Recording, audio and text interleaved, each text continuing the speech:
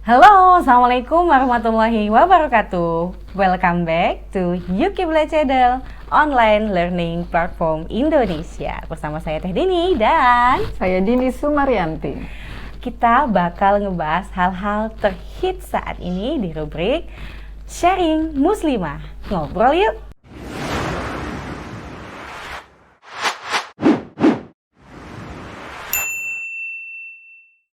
Nah, jadi kira-kira apa nih yang lagi hit saat ini? Sebenarnya banyak banget ya hal-hal yang terjadi di masa pandemi ini yang akhirnya kita harus punya lifestyle baru, new life baru, apa bahasanya Bu? Bener-bener semuanya itu harus serba baru, punya kebiasaan baru. Waduh, yang tadinya pagi-pagi nih ibu-ibu biasanya ribet banget ngurusin makanan, ngurusin baju, bangunin anak-anak mandi karena dikejar-kejar waktu untuk akhirnya semuanya harus tepat waktu masuk ke sekolah gitu ya. Anak-anak sarapan dengan enak. Sekarang mungkin lebih santai ya Bu Ibu ya. Karena pagi-pagi kita tidak lagi dikejar-kejar. Santai aja ya, biasanya adik harus bangun jam 5, jam 6 harus sudah mandi gitu ya. Sekarang adik-adik mungkin anak-anak di rumah bisa santai, bangunnya bisa lebih siang gitu. Dan ini akhirnya menimbulkan hal-hal yang baru. Nah, ini kan hal yang santai mungkin anak-anak senang, tapi ada hal yang lain juga nih yang luar biasa bikin geger juga di kalangan emak-emak. Nah, apakah itu? Tiada lain adalah pekerjaan rumah anak, PR anak yang luar biasa sekali numpuk yang bikin kehidupan dunia baru nih buat para emak-emak di rumah. Selain harus tadinya mungkin pagi-pagi cuma mikirin yang namanya besok kita sarapan apa ya menunya, besok si adek kalau misalkan bekal apa ya isinya. Sekarang enggak, aduh sekarang PR-nya udah dikerjain belum, aduh WA dari guru A ini belum dikerjain, WA tugas dari guru B ini belum dikerjain, ini gimana ya, aduh ibu-ibu ada yang udah kerjain belum tugasnya ini. Wah, akhirnya semuanya numplek di para emak-emak terutama. Emak-emak hari ini nggak cuma harus punya keahlian masak, nggak cuma harus punya keahlian senyum doang.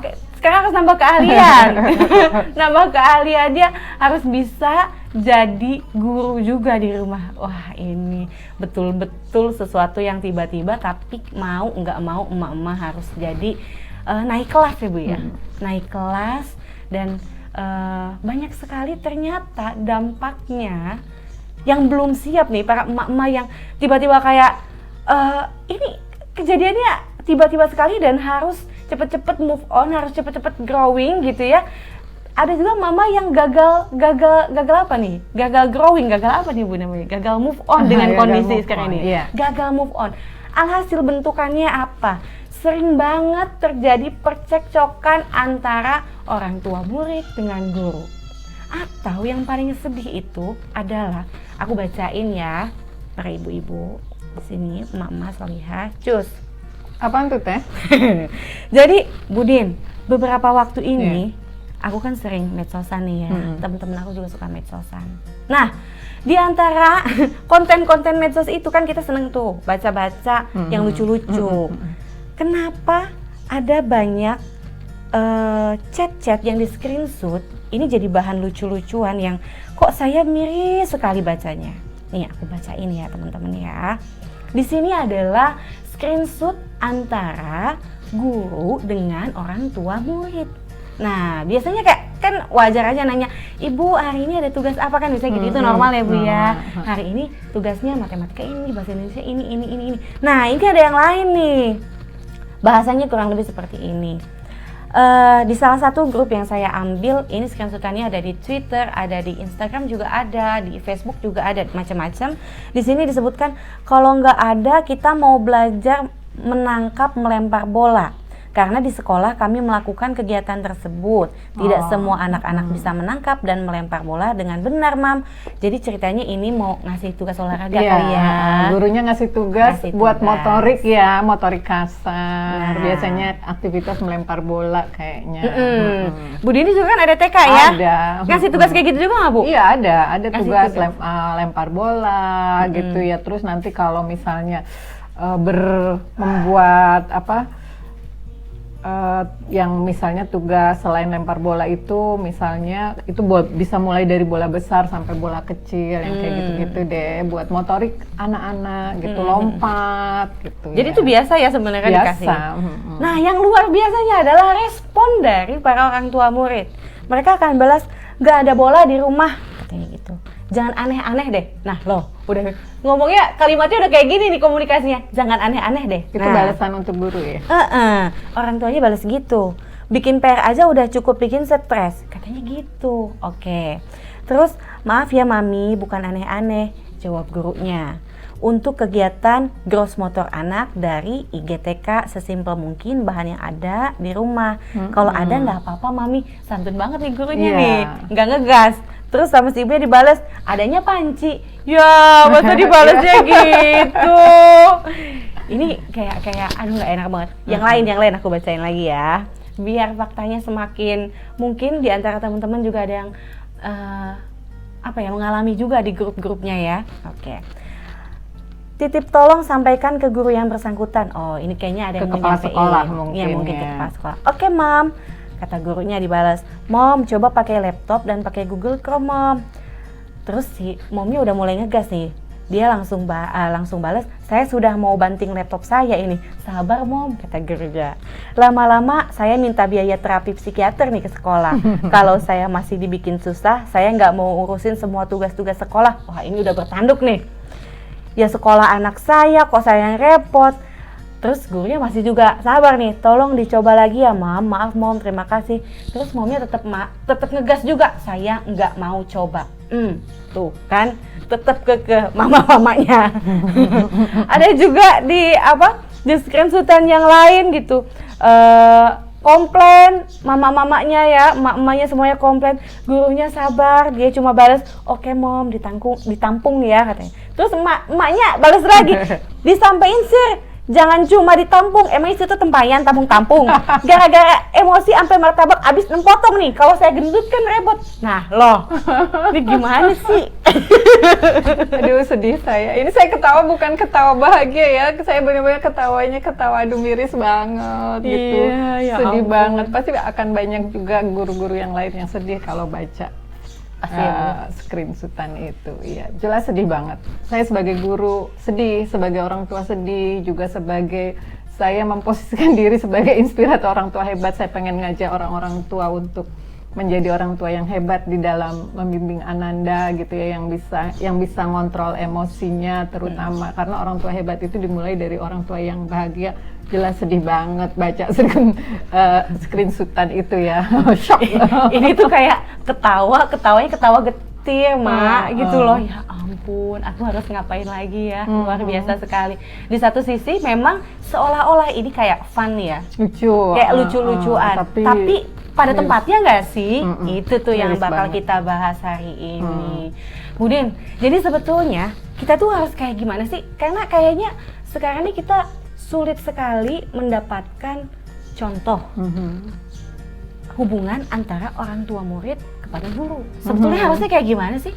Yang sebetulnya ya harusnya, kalau yang sebetulnya ya kita lihatlah bagaimana dulu Rasulullah mengajari kita gitu ya untuk bersikap kepada guru. Kita lihatlah para sahabat-sahabat gitu ya sebagai seorang muslim bersikap terhadap guru.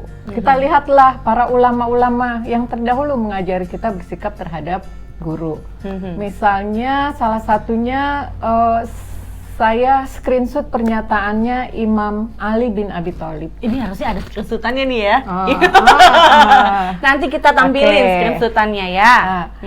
Imam bin Ali bin Abi Thalib menyatakan bahwa aku ini menjadi budak pada orang yang mengajari aku satu huruf saja. Jadi dia menyediakan, Imam Ali itu menyediakan dirinya, aku mau jadi budak, kalau ada yang mau ngajarin aku 1 huruf aja. Aku dijual, aku ridho, aku dibebaskan pun aku ridho. Aduh, aku merinding. Itu Imam Ali bin Abi Thalib yang kita kenal sebagai sumber ilmunya kaum muslimin, terkenal pintar. Begitu cara beliau memuliakan gurunya, menyediakan, bahkan kalau hanya mengajari 1 huruf. Itu Imam Ali bin Abi Thalib. Adabnya. Lalu kalau adabnya orang tua, saya mungkin akan screenshot lagi sikapnya Khalifah Umar Harun al-Rasyid. Khalifah Umar Harun al-Rasyid itu adalah pemimpin negara yang luas wilayahnya sudah mencapai 2/3 dunia. Bukan cuma sekedar se-Jawa ya, Sultan Jawa, bukan pemimpin plus Sultan Sunda Empire, bukan. Ya bukan. Tapi luas wilayahnya Khalifah pada masa Khalifah Harun al-Rasyid itu sudah 2/3 dunia. Bukan Pemimpinnya. pemimpin ece-ece, bukan kaleng-kaleng. Bukan kaleng-kaleng ya. Ketika beliau melihat putranya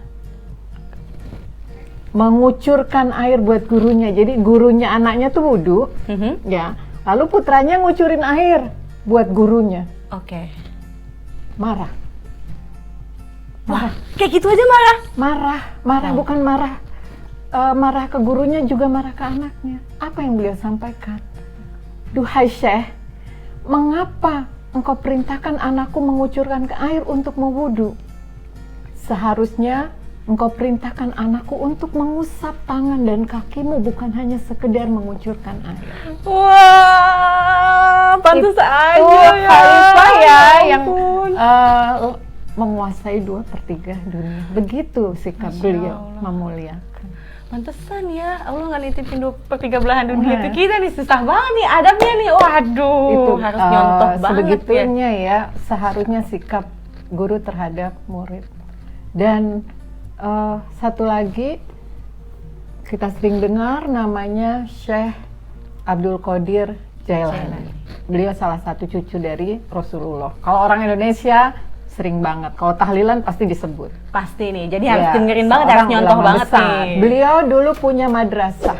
Ya, beliau termasuk ulama salaf yang terdahulu gitu ya. Beliau punya madrasah, lalu ya sebagaimana umumnya sebuah madrasah pada masa itu, para santri itu berusaha untuk mendapatkan keberkahan ilmu. Para santri dengan cara ya membantu mengurusi rumahnya gurunya gitu. Itu yang dilakukan oleh para santri. Kemudian juga menyediakan makanan dan sebagainya, hal yang biasa. Nah, suatu waktu dan setiap memang ya, kalau setiap Syekh Abdul Qadir Jailani ini beres makan, itu santrinya pada ngerubung-rebutan sisa makanannya. Ya ampun. Dan ketika ada salah satu orang tua murid, orang tua santri, wali santri yang berkunjung melihat hal tersebut, dia tampaknya tidak suka. Oh, jadi ceritanya nih wali muridnya yang lihat nggak suka.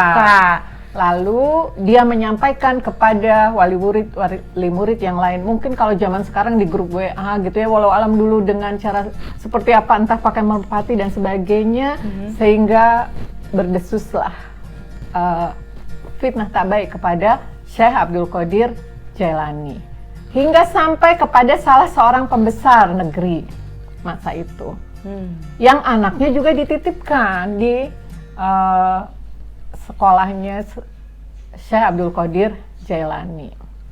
Lalu dia mendatangi dan dia mengatakan kepada Syekh Abdul Qadir Jailani bahwa aku menitipkan anakku untuk engkau didik menjadi orang yang pintar, bukan untuk dijadikan pembantu atau diberi makanan sisamu seperti kucing. Oke. Lalu oleh Syekh Abdul Qadir Jailani, kalau begitu silahkan ambillah anakmu. memang saya kesini mau ngambil anak saya, kata pembesar negara tersebut. Lalu dia bawa pulang anaknya, dan sepanjang perjalanan ketika ngobrol dengan anaknya ditanya, dites dengan berbagai hukum tentang fikih Islam, tentang syariat Islam, dan anaknya bisa menjawab dengan benar dan dengan detil dan dengan mendalam. Lalu kaget dan bertanya kepada anaknya, bukannya kalian diperlakukan seperti pembantu? Bukannya kalian seperti kucing dikasih makan sisa? Lalu anaknya menjawab, "Duhai ayah, kami bukan disuruh, tapi kami berlomba-lomba, bahkan kami berebutan untuk membereskan, membantu, mengurusi segala urusan guru kami agar keberkahan ilmunya kami dapat. Dan kami selama ini tahu guru kami makan hanya sedikit, sesuap dua suap, karena beliau tahu kami berebut nasi sisa beliau dan beliau tak mau kami sampai cakar-cakaran sehingga beliau menyisakan banyak, kami tak perlu berebut, minimal dapat satu." Mendengar itu, ayah sang pembesar itu menangis lalu mengembalikan anaknya kepada Syekh Abdul Qadir Jailani. Sesampainya di madrasahnya, kira-kira diterima nggak?